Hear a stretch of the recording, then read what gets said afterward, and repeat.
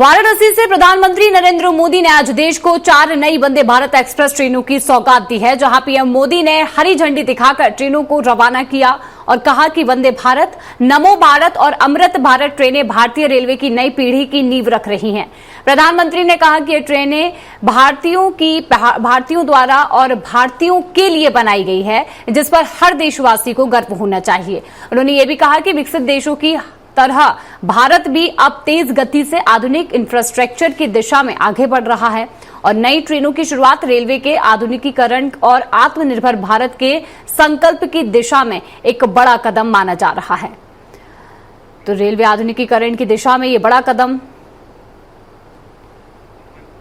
चलिए, लगातार हमारे साथ पवन बने हुए हैं। पवन, देखिए, एक बड़ी सौगात अब दी है वंदे भारत की और ट्रेनों की बड़ी सौगात यहां पर दी गई है और कहीं ना कहीं सबसे ज्यादा इसे भारतीयों को लेकर जो एक यहां पर पॉइंट आउट किया गया है, जैसा कहा गया है कि वंदे भारत, नमो भारत जो ट्रेनें हैं वो आने वाले समय के लिए कहीं ना कहीं भारतीयों के लिए एक गर्व महसूस करने वाली बात होगी। क्या लगता है, इससे जो नया इंफ्रास्ट्रक्चर होगा वो किस तरीके से दिखेगा?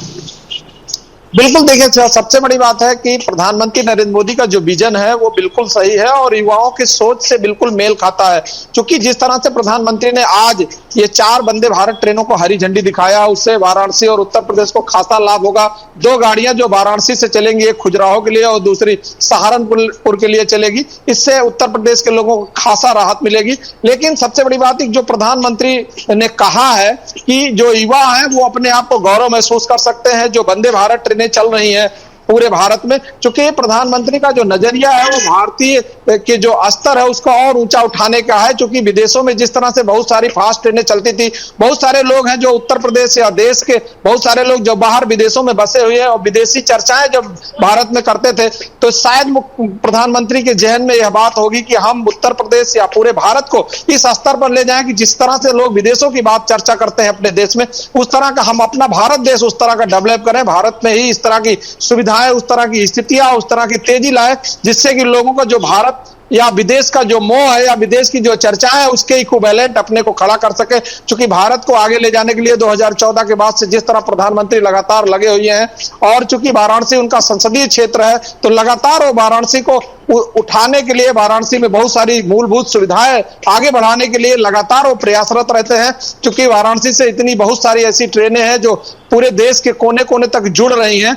ऐसे में अब वाराणसी से जो वंदे भारत ट्रेनें चल रही हैं वो भारत को और जोड़ेंगी। लेकिन सबसे बड़ी बात है प्रधानमंत्री की जो पूरे देश के युवाओं की जो मंशा है उसके अनुरूप खड़ा होने का, चूंकि युवा इस समय काफी तेजी के साथ आगे बढ़ना चाहता है और इस समय पूरी तरह से ग्लोबलाइजेशन है।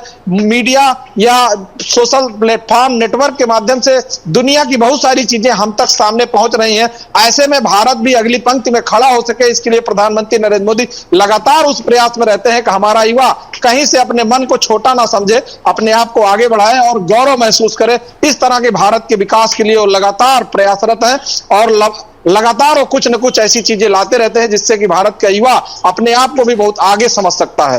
जी बिल्कुल पवन, और देखिए, भारत की जो नई तस्वीर है वो दिख भी रही है। भारत जो है कड़ी में आगे बढ़ता जा रहा है और इसी के लिए प्रधानमंत्री नरेंद्र मोदी नई सौगात भारत के लिए आ रहे हैं। फिलहाल तमाम जानकारी के लिए पवन आपका धन्यवाद।